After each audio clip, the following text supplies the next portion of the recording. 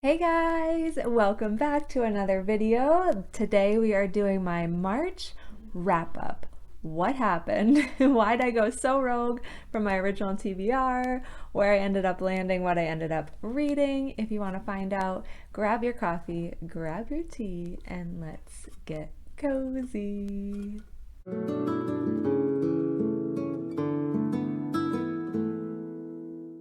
Okay, I ended up listening to one book and reading 4 books.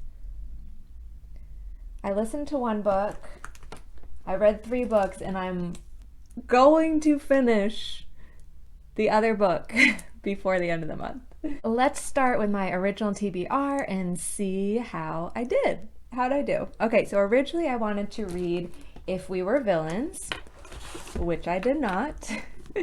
If We Were Villains came in one of my book box subscription boxes. It came in Down the Rabbit Hole, so it came with a bunch of gifts too. I actually started a reading vlog on it. I opened the first 2 gifts, and I just wasn't that into it. For my first book of March, I was like, there's so much Shakespeare. There's so much Shakespeare. I took a Shakespeare class in high school and in college. I really enjoyed it. I love A Midsummer Night's Dream. We have a couple of those kid book versions of Shakespeare that we really enjoy. But I have to be in the mood for it. I have to intentionally be like, I'm going in to read Shakespeare. I did not realize this would be so Shakespeare heavy. And yes, I'm only a little bit of the way in. I think I'm on page 66 out of 354. If I were to scoop out the Shakespeare and focus on the story, I am drawn back to the characters, I am drawn back to the atmosphere. I'm not considering this a DNF yet, just a not right now. I'm going to come back to it. I'm not letting myself unwrap my other gifts until I finish this book. Yeah, that's my commitment. So I don't know when this will hop back on a TBR. I do want to go back to it. I'll probably start from the beginning again, depending how far out, but I didn't read it. The next one on my TBR was Unchosen by Catherine Blair, and I'm not even really sure why I didn't read this one. I'm still really drawn to it. Okay, I know what happened. I ordered way too many library books from my curbside pickup and I got sidetracked. So I do want to return to this one at some point. I don't think it's going to be on my April TBR, but definitely keeping it on the TBR. So I did not read this one either. My third book from my original TBR was Legendborn, which I am reading. Okay, I am reading.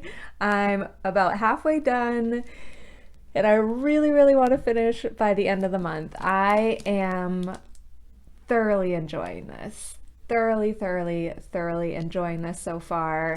I'll give you a full review when I finish it. But this one I did start as my final book in March, and so far I'm really happy with it. So I hope that I will finish it in March, if not very early April. This one, consider read. Almost, sort of. But I do think I'll either finish it this week or very early next week. The fourth one from my original March TBR was Blue Crown, which I did end up getting from the library, and I have not read it yet, just a matter of time. I was going to read it after I finished Legendborn, but I haven't finished Legendborn yet. And I think I am actually going to return it to the library because I'm going with more of a thriller vibe for April. So I will read you at some point, Blue Crown. I think you're going to be awesome. But not right now. I did not read. And then my final one from my original March TBR was Ice, which I did end up reading in one sitting outside in the winter in Maine. If you haven't watched that video, I'll link it below. Weird, strange, beautifully written book. Definitely recommend if you want like a mind bender. What is happening here? So I did read this one. So that is 2 out of 5 of my original TBR that I actually read / am reading and will finish. Okay, so what else did I actually read in March? The audiobook was Sea Fire by Natalie C. Parker, and it was such a fun listen. I did it while I was diamond painting, and I finished up my first full diamond painting, which was really fun.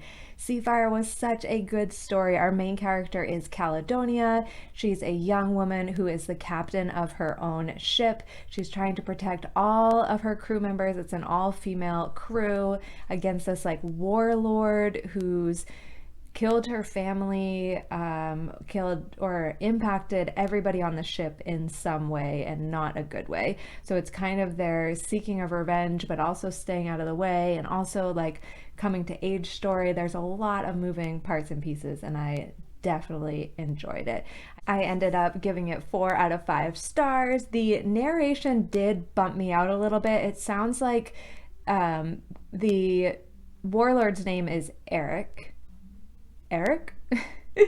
In the audiobook version, it sounds like the name was said differently originally and then went back in and like copy and pasted over the name. So it sounds very, very strange, and it's said a lot and it really pops you out. Like maybe his name was Henry first and they're like, oh no, let's change it to Eric. Or maybe she was pronouncing it at first and so they had to go back and correct it, because there is one time in the book where they reference him with a totally different name. So I'm 99% sure that's what happened, and it definitely popped me out. It was just a little bit strange. So I did knock it down for that, but 4 out of 5, super enjoyable. I actually have the second one on audiobook right now.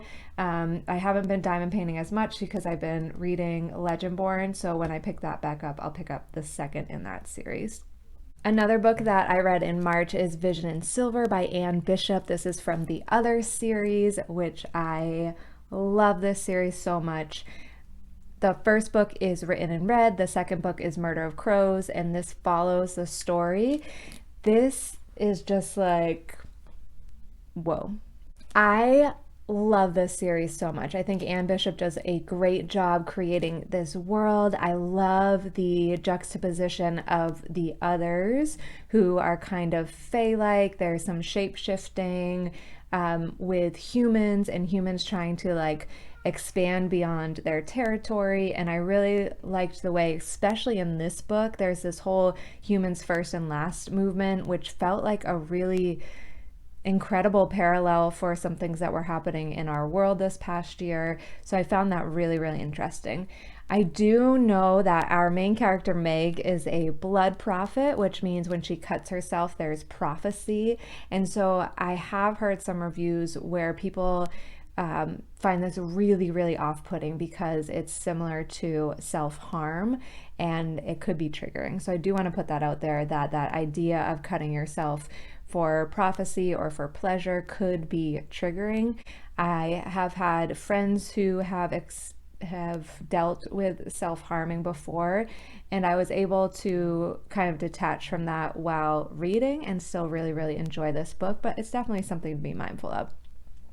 So in this book, in the third book in the series, the blood prophets were like basically being held captive by humans for the first book. In the second book, is this too much spoiler? Spoiler alert! There's gonna be a spoiler here, so skip ahead if you don't want to hear any spoilers. In the first 2 books, they find other blood prophets like Meg, they rescue them, they put them in safe houses, but not all of them. There's still lots of them that are still trapped. And we find out in this book that they're being harmed in really horrible ways, and so the others are working to rescue them and provide a safe landing place. And we also find out in this book that there are other ways that blood prophets can see prophecy, and they may not need to cut themselves. So I'm thinking we might learn more about that in the next book in the series, but I really enjoyed this. I gave it 4 out of 5 stars. And the final book that I actually read in March, which I did a review on, if you haven't seen, go check that out, Lost on a Mountain in Maine. I actually read this with my son at night. We did 1 chapter a night, and it ended up being my first 5-star book of the year. I loved it. I really, really loved it. I loved the adventure. I loved the survival. I love that it's a nonfiction survival, and we actually just got the graphic novel version of this, which I'm so excited to dig into as well. That's called Lost Trail. So that's what I read in March. So if/when I finish Legendborn, I'll have read 1,181 pages plus 10 hours and 30 minutes of listening to Seafire in March. I'm super happy with that. I can't wait to see what I pick out for April. I still have no idea. I've got to go through my books. I hauled some awesome books this month, so I can't wait to pick out my reads for April. Let me know how your March reading went, if you found any new favorites, and that's it. Thank you so much for hanging out for another video. Like and subscribe if you haven't already. I appreciate the support. You can check out all the details in the video below if you're looking for any specific resources. And I hope to see you very soon in another video. Bye guys.